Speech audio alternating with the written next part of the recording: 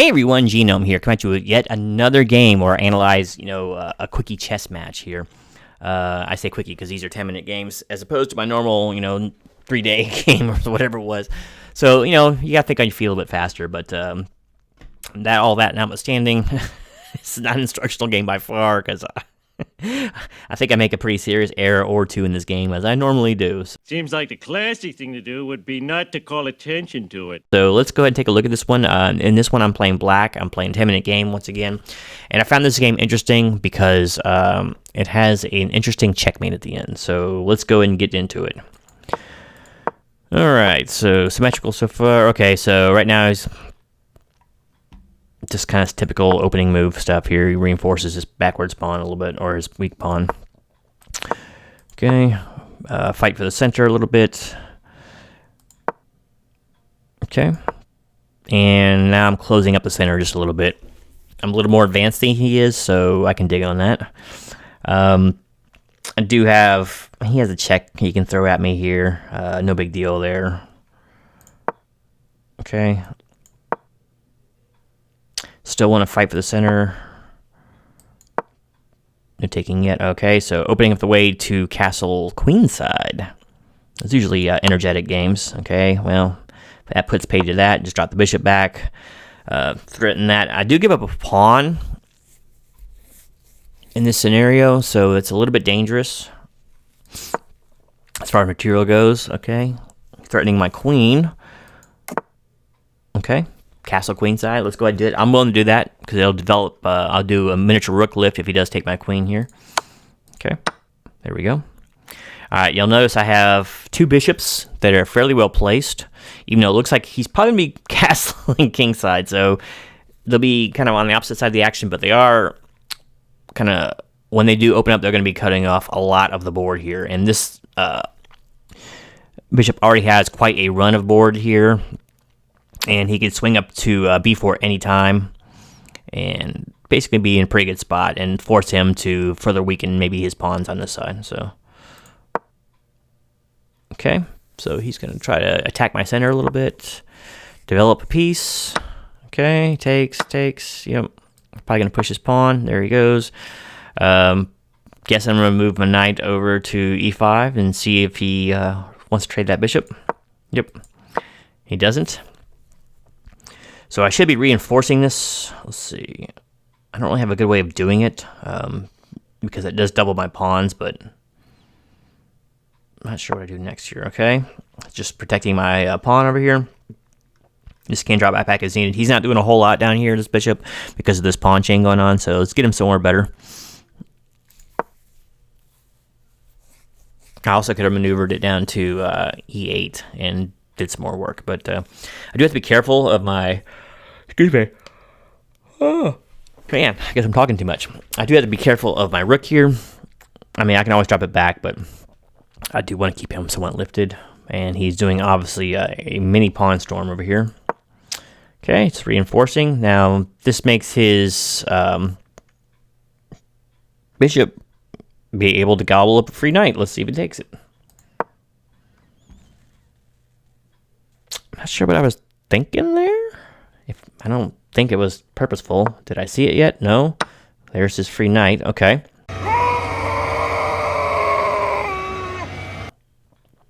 So he's up a piece on me. Gonna start pushing pawns over here on the king side. His pawn is still in the center of the board, which is good. Or his pawn, his king. Why do I seek your counsel? Okay, so he's just advancing a piece. That doesn't seem to do a whole lot. This just protects everything, including the pawn on a7. Okay, so I think at this point, he's going to get a pawn and a rook for a bishop and a knight, and I will take that trade. And also has the tertiary advantage of actually developing my king a little bit too, so I'll take it, even though he's still up material. Basically a piece is worth. I'm still down that piece. So let's see. Okay, let's get this king active. So my king is really active now. I see a really good outpost for him actually.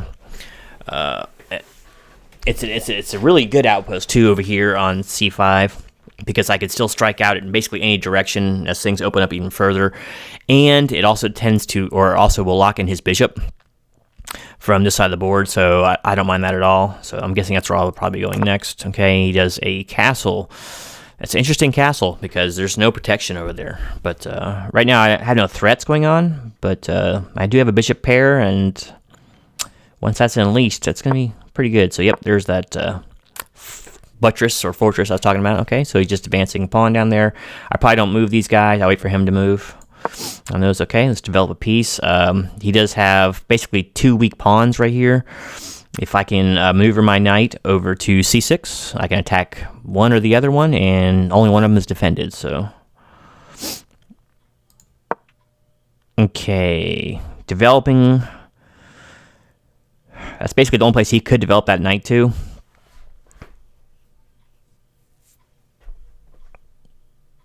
And he could wind up picking up a free H pawn over here, but I don't think I'm too worried about that at this point. But let's see what I do. Okay, so I actually cut off that. So I actually had kind of a Petrosian move there, or Petrosian. And for all of you out there, I'm not saying that I think like Petrosian. I'm just saying it was kind of stop him before he can do any counterplay. And that's kind of the mantra of him, right? So basically, he's going to have to do some serious maneuvering with his knight. It's not doing a whole lot over there. But I stopped him from what he wanted to do. Okay, so he's pretty safe there. But it doesn't really do a whole lot. He can park it over, on e6 or something, but I'd probably just take it. We'll see. I'm attacking it. Okay, he retreats it. That's losing a tempo. All right, so either side of the board, I have a free pawn. One's completely free, and the other will cost him a bishop and a pawn. So let's take the free one. And there is a big fork right here if he's not careful. So if you'll notice my knight resting comfortably after just eating a diminutive pawn over on a4. Well, his next little leap of faith, unless he moves something defensively, is going to be over to c3. c3 forks everything. And one of the pieces, at probably the worst or best case scenario for him, is a free bishop. But I can also, if he moves his king, say to c1 or something after the check, that would defend his rook, but then I got that free bishop right there. So I would equalize and then actually be up a little bit of material. So let's see what happens. So it's a dangerous piece. Okay, there's the defensive move. I didn't want to see it, but hey, it is. I can shore this up a little bit with a bishop to, looks like e5 is safe. Let's see what I do. Yep, there it is. Okay, so this does a couple of different things. One, it really threatens his rook indirectly, because I can simply move that bishop down to e2 or b2, and it's defended by the knight, so he can't do anything about it. So I can take the rook if I wanted to in the next move after that, or basically just leave him there. It cuts off the king, at least from 2 escape squares here in the dark squares. But that's kind of tertiary. I think I was still wanting to do my fork move here. Okay, so now he's swinging his rook over. That's where you want to put it. But I'm not sure if that's what I would have done. Okay, there it is. So the fork is real. So now it actually made the fork kind of worse for him. So I'm guessing he's going to get rid of his rook here. No. Okay, so let's see if I take the rook. No, I take the free piece. Go figure. I wasn't sure if I was going to take the rook because I don't like that right behind this pawn right here. But it's not a huge deal. I can always drop my bishop back, and if he moves it forward, I'll just take it and not worry. But so, yeah, I guess my move did kind of make sense. And I can return right back here again. So let's see. Oh, that's asking for it. So I don't know if I capitalize here, but if I just move knight back to c3, I pick up a rook for a knight. Okay, so it looks like I'm trying to do some discovery shenanigans here. Get my bishop on probably a better square, more active squares. I don't know, but I think I should just move my knight back right away and just picked up my rook and called it a day. Okay, so I'll probably just push my pawn here to a6. There's no reason to take. That pawn's not going anywhere. It's going to be weak for forever. Yeah, so just push. Now this is completely closed off. There's no even checking here. So, okay, well, there's a check there, but he has to make another move to do it. I'm not sure why I did not pick up my rook yet. I must not have seen it. All right, so... Okay, so I traded down, but now I'm up. I take basically a piece because of that pickup before, so I got about 6.5 minutes on the clock. Let's see, start pushing pawns. I think I'm mostly, in a holding pattern at this point. I think I'm in a really good spot. Okay, just keep on inching forward. Get a pawn with a rook behind it. He does have a check here, but then I just take his pawn, so it's not really a good one. So he'd have to move his king forward to c3 to make that a decent check. Otherwise, it's just wasting time and losing him a pawn. Okay, so he's slowing my approach. This bishop is pretty bad now, but it does protect this pawn. But protected twice, so I don't know. Okay, so it's time to... I can take this pawn. Once again, I'm not sure why I haven't yet, but I probably got some other idea. I can't remember what I was thinking at the time. Like I said, these are 10-minute games, so sometimes you don't have much time. Okay, that's what I was talking about before. There's a couple of things I can do here. I can take the pawn on b6. I can take the pawn on c4. This pawn is protected twice if I take it over on c4. Let's see what I do. Yeah, c4. So once again, this is not doing anything. Okay, so there's a check, and do I gobble another pawn? Yep. So his checks are actually hurting him very badly. And now he's cut off from the free and easy checks. Also, his king cannot join to the queen side of the board here, or I'm sorry, the king side of the board.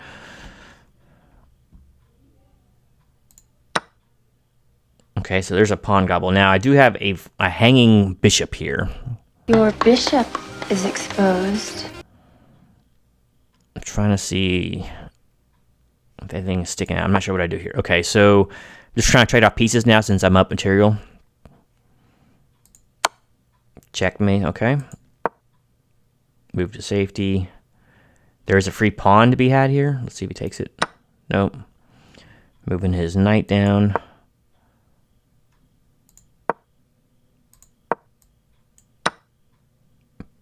I missed something here. Wait.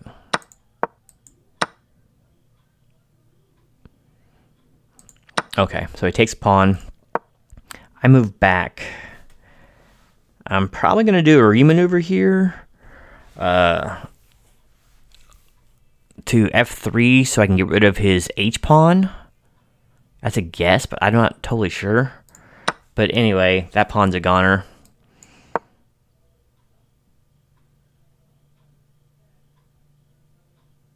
Okay, now I'm not sure what I was doing with that knight. I'm sure there was some plan there. Okay, so he decides to part with his rook. I'm still up, basically. I'm full rook. There's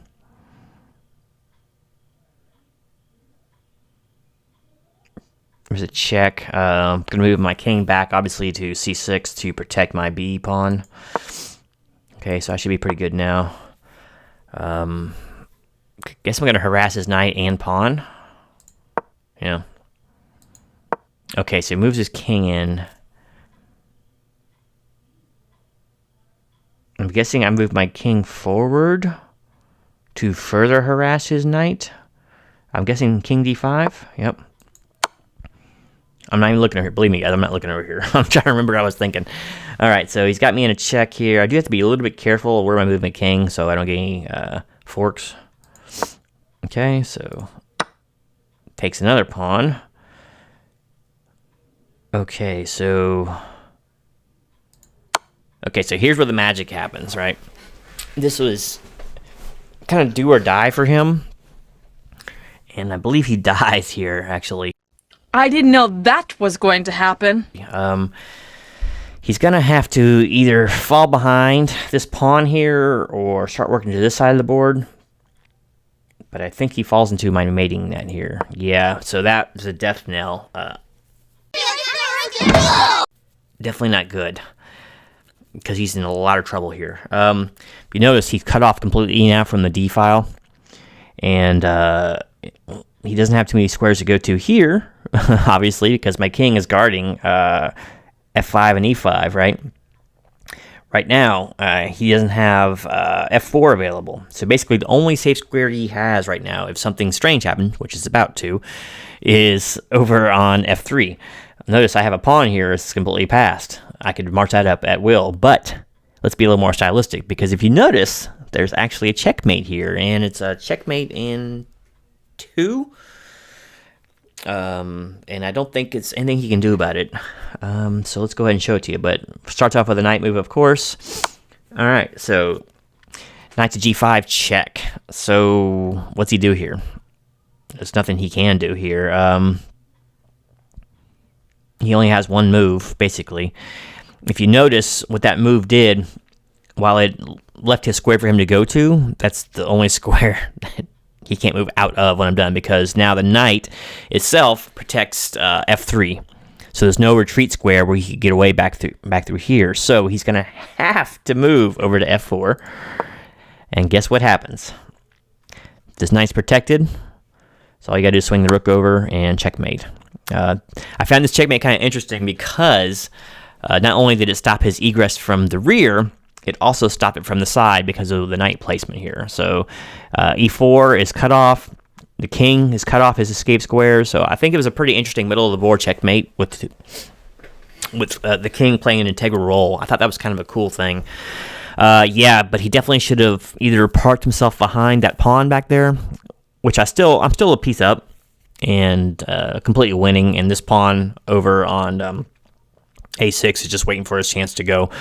But really, he could have lasted longer that way. But I mean, as I said, it's a fast game. I only had 3 minutes left, 3.5 minutes left. He had almost 5. So, you're sometimes looking at that clock too much. But yeah, I thought that was kind of an interesting checkmate here at the end. And that was the key move. I know he wanted to get closer to the action and all that, but probably repositioned his king back to, like, say, E2, like I said, and then maybe move his knight around a little bit. Made a kind of fight with these pawns of it. But yeah, moving in was just right into the mating trap. So yeah, knight, check, king, and then rook checkmate. So yeah, I thought it was cool one, but I don't know. It's probably nothing too fancy. I don't usually checkmate too often, so it's nice when they happen, especially, like I said, in the middle of the board with the king playing as a great defensive piece. So anyway, I hope you enjoyed that quick analysis, and hopefully it wasn't too embarrassing to the annals of chess history. Please let me know what you think in the comments below if you'd like me to continue doing this series. I know Kenny likes him, so that's why I did these two. So anyway, hope you enjoyed, and until next time, this is Genome, just hoping he can get some more of these mating nets on film.